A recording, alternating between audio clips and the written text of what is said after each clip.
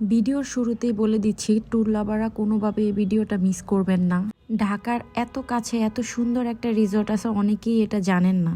যারা নিরিবিলি গুছানো কোনো জায়গা পছন্দ করেন তাদের জন্য পারফেক্ট প্লেস হচ্ছে এই রিসোর্টটা। তো আপনি চাইলেও ঘুরে আসতে পারেন এই উইন্টারে কৃষিবাড়ি স্টেট থেকে। আর সময় নিয়ে তো কোনো টেনশনই নেই, মাত্র 30 মিনিট লাগে ঢাকা থেকে এই রিসোর্টে যেতে। আমি যাওয়ার সাথে সাথে আমাকে ওয়েলকাম ড্রিঙ্কস হিসেবে ওয়াটারমেলন জুস দেয়, সাথে একটা সুন্দর ফ্লাওয়ার গিফট করে। আমার কাছে এই ব্যাপারটা খুব কিউট লাগে, একটা ছোট ছেলে এসে আমাকে এই ফুলটা দিয়ে যায়। এত মনোরম পরিবেশ, একদম ছিমছাম গুছানো একটা রিসর্ট। আমার কাছে আরও একটা ব্যাপার খুব ভালো লাগে, এই ওপেন অ্যাকোরিয়ামটা, এটার পাশে একটা দোলনাও দেওয়া আছে। বসে বসে আমি দেখতেছিলাম এখানকার ফিশগুলো।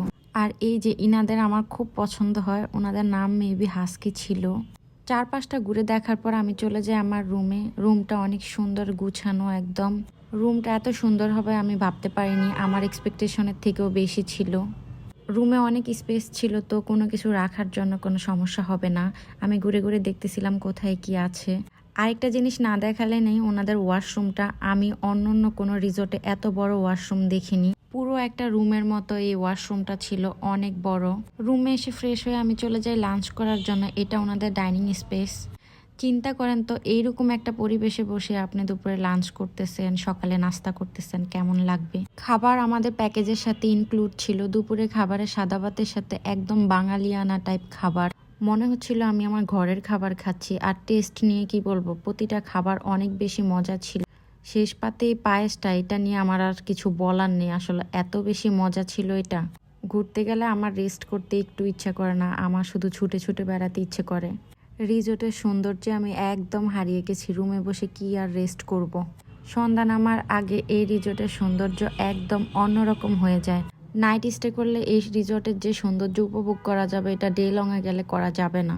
আপনি চাইলে শেষ বিকালে এখানে ফিশিং করতে পারবেন, আর সেই ফিশ বারবিকিউ করে খেতে পারবেন। চাইলে বোটিংও করতে পারবেন, আর পার্টনারের সাথে ঝিলের পাড়ে বসে গল্প। আমি যে কয়টা রিসোর্টে গিয়েছি তার থেকে এটা একটু ব্যতিক্রম। নর্মালি কোনো রিসোর্টে সন্ধ্যার নাস্তা দেওয়া হয় না, কিন্তু এখানে দেখলাম তার ব্যতিক্রম। আমাদেরকে পেয়ারা মাখা, পেঁয়াজু, আলুর চপ আর পুরি দিয়েছিল। আমার কাছে ব্যাপারটা খুবই ভালো লাগছে, আর এখানকার স্টাফদের বিহেভিয়ার অনেক ভালো ছিল। খাওয়া শেষ করে আমাদেরকে চা দেওয়া হয়, একটা প্যাকেজে এতগুলো জিনিস ইনক্লুড ছিল। চা খেতে খেতে চলেন আপনাদেরকে রাতের ভিউ দেখাই এই রিসর্টের। রাতের বেলায় মনে হয় এই রিসর্টের একদম অরিজিনাল সৌন্দর্য ফুটে ওঠে। সন্ধ্যার পর পর এই পানির পুয়ারাটা ছেড়ে দেয়, আর চারপাশে যখন লাইটগুলো জ্বালায় দেয়, এত ভালো লাগে। ফ্রেন্ডস অ্যান্ড ফ্যামিলি নিয়ে যাওয়ার জন্য একদম পারফেক্ট একটা প্লেস এটা।